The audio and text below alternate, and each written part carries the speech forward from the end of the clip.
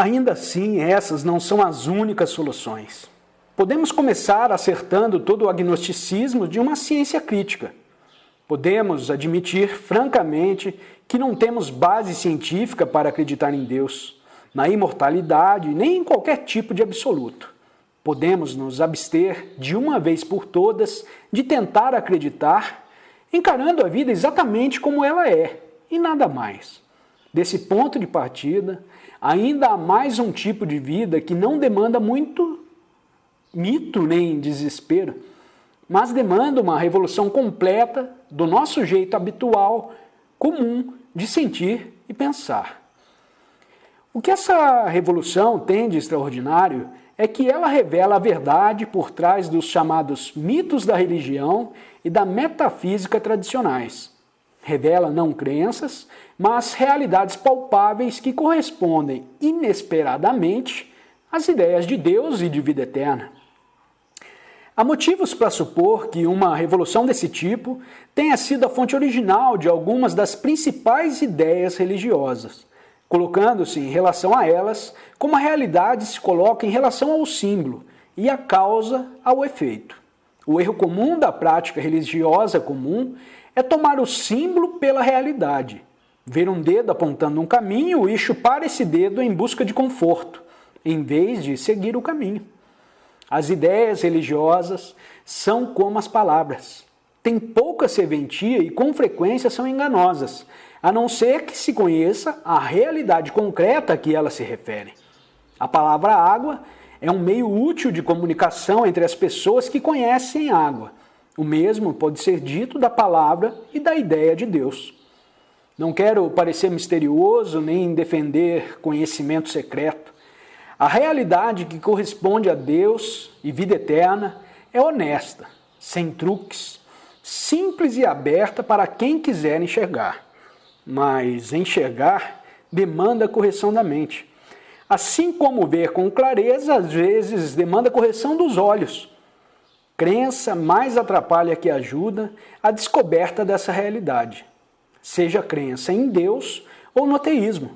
Agora, precisamos fazer uma distinção clara entre crença e fé, porque na prática comum, crença passou a significar um estado de espírito quase oposto à fé.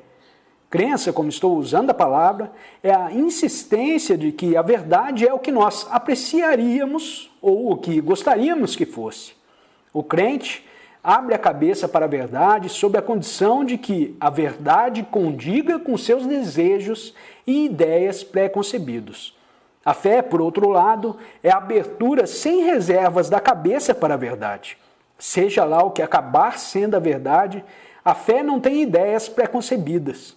É um mergulho no desconhecido. A crença agarra, mas a fé deixa ir e vir. Nesse sentido da palavra, fé é a virtude fundamental da ciência, assim como de qualquer religião que não seja autoenganação. A maioria de nós acredita que se sentir seguro para fazer a vida individual parecer valiosa e significativa. A crença se tornou, portanto, uma tentativa de se apegar à vida, de apanhá-la e conservá-la para si. Mas não se pode entender a vida e seus mistérios enquanto se tenta apanhá-la. Na verdade, não é possível apanhá-la, assim como não é possível sair andando com um rio dentro de um balde. Se alguém tenta colocar água corrente dentro de um balde, obviamente não entende o que é água corrente. E sempre vai se decepcionar porque a água não corre dentro do balde. Para ter água corrente, é preciso não segurar a água para que ela corra. A mesma coisa é verdade sobre a vida e Deus. A fase atual da história e do pensamento humano é especialmente apropriada para esse não segurar. Nossa mente foi preparada para isso pelo próprio colapso das crenças em que buscávamos segurança. De um ponto de vista que está estrita, embora estranhamente, de acordo com certas tradições religiosas, o desaparecimento de velhas tábuas de salvação e verdades absolutas não é nenhuma calamidade, mas, pelo contrário, uma bênção.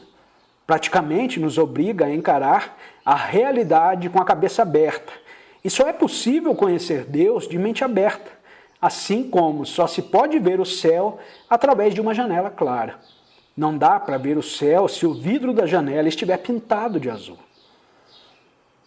Mas as pessoas religiosas, que resistem à remoção da tinta da janela, que encaram a atitude científica com medo e desconfiança, que confundem fé com apego a certas ideias, são estranhamente ignorantes em relação às leis da vida espiritual que deviam ter encontrado nas próprias tradições. Um estado cuidadoso de religião comparada e de filosofia espiritual revela que o abandono da crença, de qualquer apego à vida futura em benefício da própria e de qualquer tentativa de escapar da finitude e da mortalidade é um estágio regular e normal no caminho do espírito. Na verdade, é inclusive um primeiro princípio da vida espiritual que deveria ter sido óbvio desde o começo. E surpreendente, no fim das contas, que teólogos cultos devam adotar qualquer postura que não seja cooperativa em relação à filosofia crítica da ciência. Claro, não é novidade nenhuma que a salvação só vem através da morte da forma humana de Deus. Mas talvez não tenha sido tão fácil ver que a forma humana de Deus não é apenas o Cristo histórico, mas também as imagens, ideias e crenças no absoluto às quais a mente humana se apega. Eis o sentido completo do mandamento: não talharás para ti nenhuma imagem, nem a semelhança de algo que esteja no céu. Não deves reverenciá-las, nem adorá-las.